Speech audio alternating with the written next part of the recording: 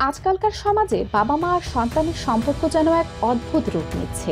এমন এক ঘটনা চোখে পড়ল যা দেখে মনটা হাহাকার করে উঠল। নিজের বাবা মা যারা এই পৃথিবীতে তাকে এনেছেন, অযুত নিযুত কষ্টে বড় করে তুলেছেন, সেই বাবা মাকে আজ আদালতের কাঠগড়ায় দাঁড় করিয়েছে এক মেয়ে। কারণ তারা তাকে শাসন করেছিলেন। মেয়েটি ইংরেজি মিডিয়ামে পড়ে, হয়তো উচ্চাভিলাষী, হয়তো আমেরিকায় পড়তে যেতে চায়। এই চাওয়া দোষের নয়, কিন্তু সে আদালতের সামনে দাঁড়িয়ে বলল, আমার জন্ম আমার সিদ্ধান্ত ছিল না, আমার বাবা মা তাদের জৈবিক চাহিদা মেটাতে গিয়ে আমাকে এনেছেন।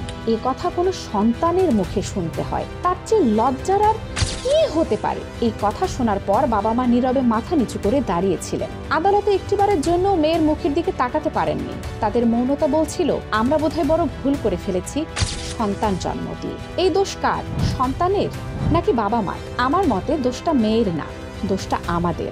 আমরা যারা সন্তানকে বুঝে না শুনে সবচেয়ে ভালোটা দেওয়ার নামে তার ভেতরের মানুষটাকে গড়ে তুলতে ব্যর্থ হই। ছোটবেলায় বাচ্চাদের মন যখন মাটির মতো নরম থাকে, তখন যদি গড়ে নিতে না পারি, তাহলে পরবর্তীতে সেই মাটি শক্ত হয়ে যায়, সেটাকে বদলাতে গেলে ভেঙে যায়।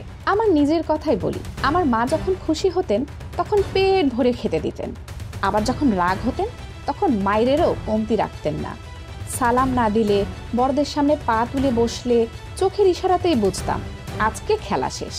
তখন রাগ হতো, কিন্তু আজ বুঝি সেই শাসনই আমাকে মানুষ করেছে। শাসন মানেই ভালোবাসা।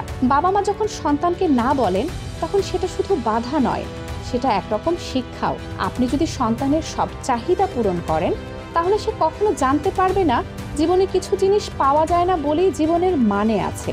একজন বাবা মা হিসেবে আমাদের উচিত ভালোবাসার পাশাপাশি সঠিক সময়ে শাসন করা, সন্তানের সীমা ও মূল্যবোধ গড়ে তোলা, না বলতে শেখা, সন্তানকে বাস্তবতার মুখোমুখি করানো। আমাদের সমাজে এখন শাসন মানে নির্যাতন ভাবার প্রবণতা তৈরি হচ্ছে, অথচ সঠিক শাসন মানেই হলো একটি শিশুকে সুস্থ, সচেতন, মানবিক মানুষ হিসেবে গড়ে তোলা। আমাদের সন্তানরা যদি শেখে মা বাবার না মানেই তাদের সীমা, তাহলে ভবিষ্যতে তারা নিজেদের সীমাও চিনবে। আপনারা কি মনে করেন, শাসন করা কি আজকের যুগে এক ধরনের অপরাধে পরিণত হয়েছে? আপনি কি এই ধরনের পরিস্থিতির সম্মুখীন হয়েছেন? মন্তব্য করে জানাবেন। আর আমাদের সমাজ সচেতন ব্লগ পড়তে এবং কন্টেন্ট পেতে সাবস্ক্রাইব করুন আমাদের এই পেজে। ভালো থাকুন, মা বাবাকে ভালোবাসুন। শাসনের মধ্যে যে ভালোবাসা লুকিয়ে থাকে সেটা ভুলে যাবেন না।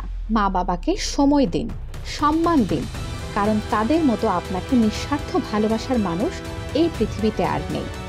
এমন আরও সচেতনতামূলক কন্টেন্ট পেতে আমাদের পেজে লাইক দিন, ফলো করুন আর বেল আইকনটায় চাপ দিন যেন কিছুই মিস না হয়। ভালো থাকুন, সুস্থ থাকুন। আপনার মত আমার কণ্ঠে। দেখা হবে পরের ভিডিওতে। Till then, stay trendy, stay curious.